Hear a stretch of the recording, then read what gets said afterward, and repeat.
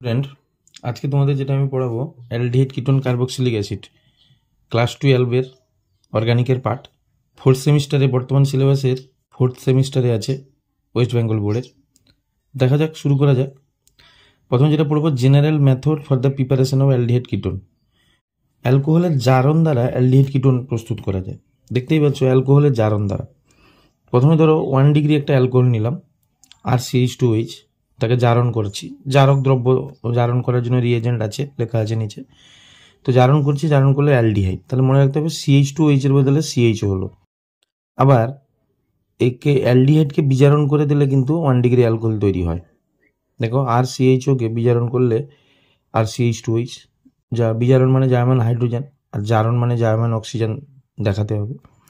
এবার আমরা 2 degree alcohol পাচ্ছি। 2 ডিগ্রি অ্যালকোহলকে যখন জারণ করছি, দেখো কিটো তৈরি হচ্ছে। এই যে H আর H হাইড্রোজেন বেরিয়ে যাচ্ছে, হাইড্রোজেন অপসারণকে জারণ বলে। H আর H বেরিয়ে গিয়ে তো CO হলো, তাহলে এটা হচ্ছে জারণ হলো। আবার বিজারণ মানে হাইড্রোজেন যুক্ত হবে, তাহলে এখানে H ঢুকেছে, এখানে H ঢুকেছে, তাহলে CHOH। এই দেখো CHOH। কিন্তু 3 ডিগ্রি অ্যালকোহলকে জারণ করা যাচ্ছে না, অক্সিডেশন হয় না। জারণের জন্য রিয়েজেন্টগুলো মনে রাখতে হবে, PCC, PDC, Collins reagent. Collins reagent হচ্ছে CrO3 ও পিরিডিন। CrO3 ও pyridine. Chromic oxide, acetone, copper 300, যেটাকে ডিহাইড্রোজেনেশন বলে। তো 3 ডিগ্রির ক্ষেত্রে কপার 300টাকে ইলিমিনেশন রিয়াকশন হয়। আচ্ছা, এক্সারসাইজ কিছু দেওয়া আছে, দেখো এক্সাম্পল দেওয়া আছে যে CH2 double bond CH, CH2H, এখানে MnO2 আর ডাইক্লোরোমিথিলিন দিয়ে জারণ করলে সেটা CH2OH এর বদলে CH হবে। অর্থাৎ দ্বিবন্ধনের কোনো ক্ষতি হবে না, দ্বিবন্ধন যেমন ছিল তেমন থাকবে, CH2OH এর বদলে CH। এগুলো স্পেশাল রিয়েজেন্ট, মনে রাখতে হবে। তারপরে ধরো একটা বেঞ্জাইল অ্যালকোহল নেওয়া হয়েছে, সেখানেও MnO2 CH2Cl2 দেওয়া হলো, জারণ করা হলো, সেখানেও CH2OH এর বদলে CHO হবে। তারপরে আমি এটা এই যে সেকেন্ডারি অ্যালকোহল নিয়েছি, CHOH না, এখানে CH আছে, ওই CHOH, তাতেও PCC দেওয়া হলো, তাহলে কী হবে, এই CHOHটা CO হবে, কিন্তু দ্বিবন্ধনের কোনো ক্ষতি হবে না। তাহলে এই হলো অ্যালকোহল দ্বারা জারণ। এরপর যেটা আমরা পড়বো যে হচ্ছে গিয়ে ডিহাইড্রোজেনেশন। ডিহাইড্রোজেনেশন মানে হাইড্রোজেন অপসারিত হবে।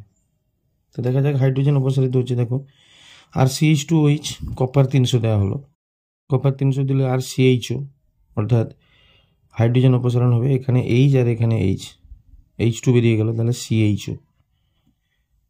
সেকেন্ডারি অ্যালকোহল এটা নেওয়া হয়েছে, আর CHOH, আর এখন কপার 300 দিলে তাহলে সেখানেও হাইড্রোজেন অপসারিত হবে। H আর H মিলে H2 বেরিয়ে গেল, তাহলে C double bond. 3 degree alcohol নেওয়া হলো, CrR CH3OH, তাহলে কপার 300 দিলে এখানে OH আর H বেরোলো, তাহলে জল বেরোবে এখানে। সেই জন্য এখানে 3 ডিগ্রি অ্যালকোহলের ক্ষেত্রে অপূর্ণন বিক্রিয়া লেখা আছে, জল বেরোয়, তাহলে OH আর H মিলে H2 বেরোলো, তাহলে আর C double bond CH2R plus H2। এবার যেটা পড়বো আমরা, যে কার্বক্সিলিক অ্যাসিডের ক্যালসিয়াম লবণ থেকে কীভাবে অ্যালডিহাইড বা কিটোন তৈরি করা হয়। এখানে আমরা শুষ্ক পাতন করতে হবে। ধরো কি না হলো calcium acetate, CH3COO2Ca, calcium acetate. শুষ্ক পাতন করলে অ্যাসিটোন আর ক্যালসিয়াম কার্বনেট বেরিয়ে যাবে। এখানে মনে রাখতে হবে শুষ্ক পাতনের ক্ষেত্রে ক্যালসিয়াম কার্বনেট সবসময় বেরোবে। তাহলে এটাকে একটু ভেঙে নেওয়া যাক। CH3COO2Ca, এটাকে ভেঙে নিলাম, CH3COOCaOCO CH3। দেখো CH3COO, এদিকেও CH3COO2 হয়ে গেল আর Ca। তো এটাকে ধরো উত্তপ্ত করলে ক্যালসিয়াম কার্বনেট বেরিয়ে গেল, তাহলে CaCO3 বেরিয়ে গেল, তাহলে পড়ে থাকলো কি CH3COCH3, acetone plus calcium carbonate. ঠিক তেমনিভাবে ক্যালসিয়াম ফরম্যাটকেও যদি শুষ্ক পাতন করা হয়, তাহলে তোমরা সেভাবে ক্যালসিয়াম কার্বনেট বের করে দেখবে, এটা ফর্মালডিহাইডই হচ্ছে। এদিকে তোমরা লক্ষ্য করো যে আরেকটা দেওয়া হয়েছে যে CH3COO2Ca প্লাস HCOO2Ca শুষ্ক পাতন। তো সেখানে আমি দেখতে পাচ্ছি এটাকে 2 অণু ক্যালসিয়াম কার্বনেট বেরোবে। এখানে যেহেতু এখানেও ক্যালসিয়াম আছে, এখানেও ক্যালসিয়াম আছে, তাহলে 2 অণু ক্যালসিয়াম কার্বনেট বেরোবে। তো এখানে কি দেখা যাচ্ছে দেখি, যে CH3COOCaOCO CH3, আর এটাকেও ভেঙে HCOOCaOCOH। তো এখানে CaCO3, এ পাশে CaCO3, তাহলে এটা CH3 সঙ্গে এর এদিকে যোগ করে দাও CHO, আবার এখানে CH3COর সঙ্গে এই Hটা এখানে বসিয়ে দাও, তাহলে 2 অণু অ্যাসিটালডিহাইড পাওয়া গেল। এবার হচ্ছে কার্বক্সিলিক অ্যাসিড থেকে আমরা দেখতে পাচ্ছি অ্যাসিটিক অ্যাসিড CH3COOH, MnO 300 বা থোরিয়াম অক্সাইড 350, এটাও মনে রাখতে হবে, খুব ইম্পর্টেন্ট কোয়েশ্চেন।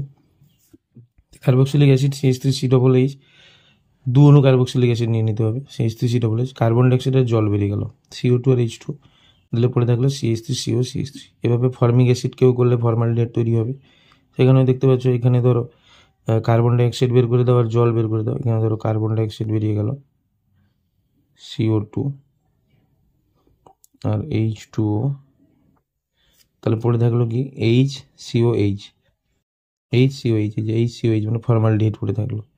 এখানেও আমরা লক্ষ্য করতে পারবো C6H5 COOH plus HCOOH, MnO 300, thorium oxide 300 দিলে এখানে আমরা দেখতে পাচ্ছি CCH5 COOH আর হচ্ছে HCOOH, জল বেরোলো আর C ডবল বন্ড O বেরোলো, কার্বন ডাইঅক্সাইড। তাহলে দেখতে পাচ্ছি CCH5 CH ফর্মালডিহাইড। এবার ওজোনোলিসিস দ্বারা, এটা ক্লাস 11 থেকেই পড়ছো, ওজোনোলিসিস, অ্যালকিনে রিয়েজেন্ট দিলে কার্বনিল কম্পাউন্ড তৈরি হবে। যেরকম দেখো O3 ওজোনোলিসিসের জন্য রিয়েজেন্ট দেখো, O3 কার্বন টেট্রাক্লোরাইড জিঙ্ক দেওয়া হয়, বা O3 কার্বন টেট্রাক্লোরাইড জিঙ্ক জল দেওয়া হয়, আর O3 কার্বন টেট্রাক্লোরাইড Me2S। আচ্ছা, এই ধরনের ওজোনোলিসিস আমরা রিডাকটিভ ওজোনোলিসিস বলবো এটাকে, মানে বিজারণ দ্বারা। তো একটা দেখো আর CH double bond CH2 O3 দেওয়া হলো, তাহলে এইভাবে ওজোনেট তৈরি হয়। এই ডবল বন্ড ভেঙে গিয়ে এখানে অক্সিজেন, এরকম এরকম, এই পাশে অক্সিজেন অক্সিজেন, এভাবে এটাকে ওজোনেট বলা হয়। এটা জিঙ্ক তারপরে জল দিলে এখানে ভাঙে, এখানে ভাঙে, তাহলে কি হলো আর CHO, এখানে CH ডবল বন্ড প্লাস এদিকে হচ্ছে CH2 double bond, CH2 double bond মানে ফর্মালডিহাইড। ঠিক তেমনিভাবে বেঞ্জিনের ওজোনোলিসিস করলে 3 অণু গ্লাইঅক্সাল তৈরি হবে, আর এখানেও যদি এখানে ডবল বন্ড ভাঙবে, এগুলো শর্টকাট করা হয়েছে দেখো, যে আর CH ডবল বন্ড CH আর ডট O3 জিঙ্ক চূর্ণ জল, দ্বিবন্ধন ভেঙে এখানে একটা অক্সিজেন, এখানে একটা অক্সিজেন, এই যে দেখিয়েছি। তখন কি হবে আর CH ডবল বন্ড আবার আর ড্যাশ CH ডবল বন্ড। তাহলে এই হলো ওজোনোলিসিস দ্বারা।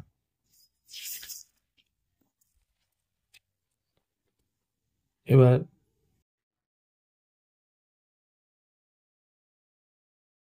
দেখো, এটা একটা দেওয়া হয়েছে, এটা বাড়িতে প্র্যাকটিস করার জন্য, অর্থোজাইলিন O3 জিঙ্ক চূর্ণ জল ABC 3টা প্রোডাক্ট হবে, বাড়িতে প্র্যাকটিস করবে। এবার এইটা দেওয়া হয়েছে, তাহলে এখানে কী ছিল, তাহলে এইখানে দেখো ডবল বন্ড ও আছে, তাহলে এটা আগেরটাতে কী ছিল সেটা তোমাকে করতে হবে। এটা 2 মোল দিয়েছে, তার নিচে আরেকটা এই পাশে লিখে নেবে উল্টো করে, এটাও বাড়িতে করবে।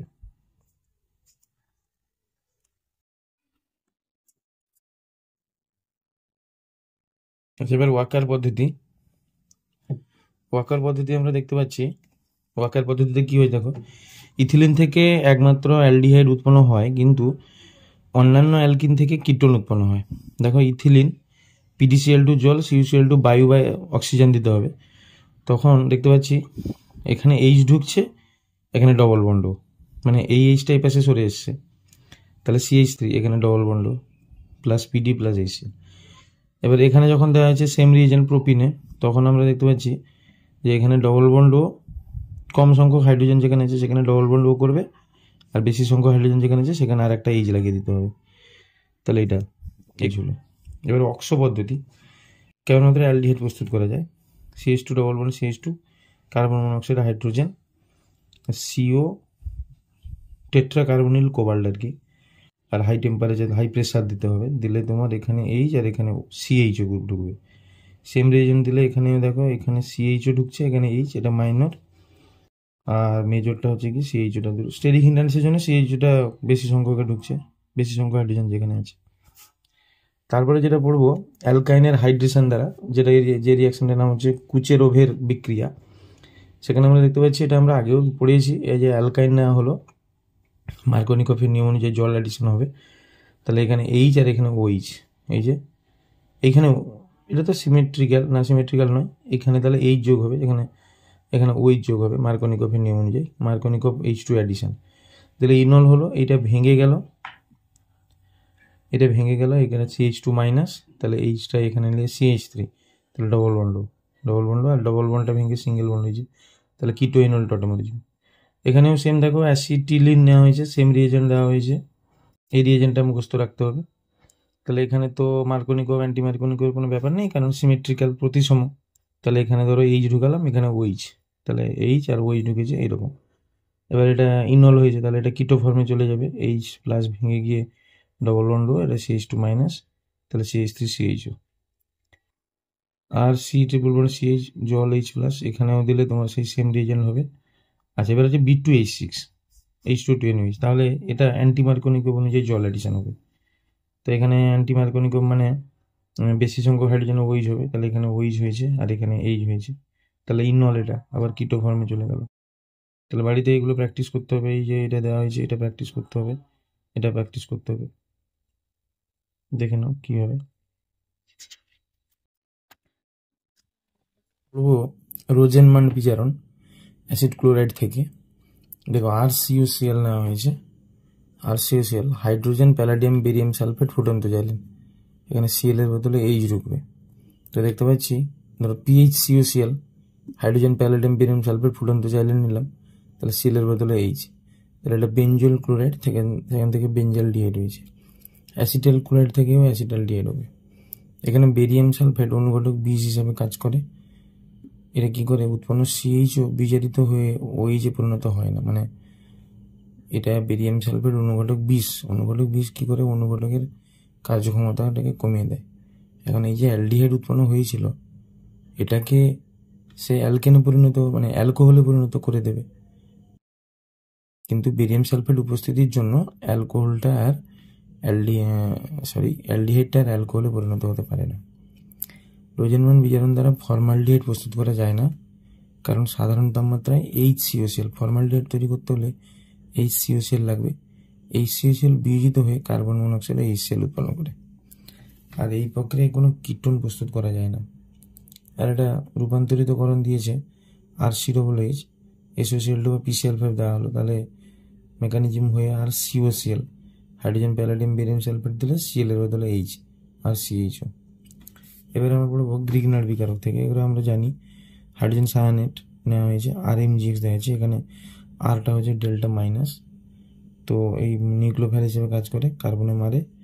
এবার এখানে এনের মাথায় মাইনাস, তাহলে N মাইনাস MgBr প্লাস বা MgX প্লাস হাইড্রোলিসিস করলে এটা ভেঙে গিয়ে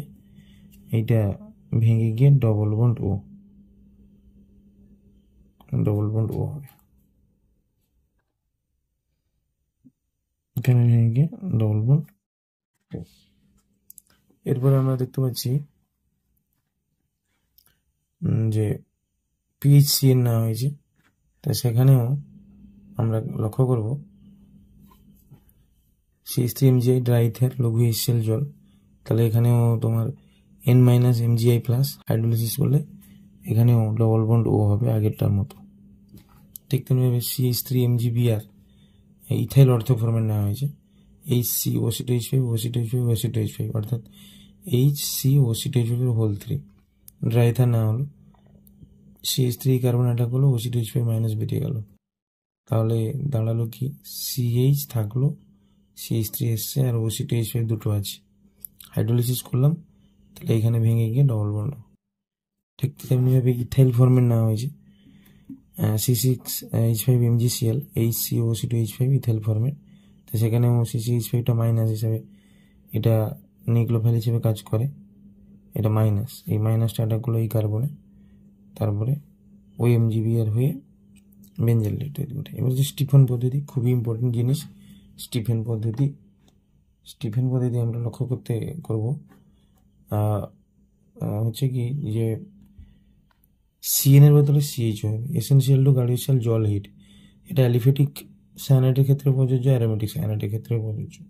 CH3CN এসেনশিয়াল টু গার্ডিয়াল জল তাপ CH3CHO, CCH5CN CCH5CHO।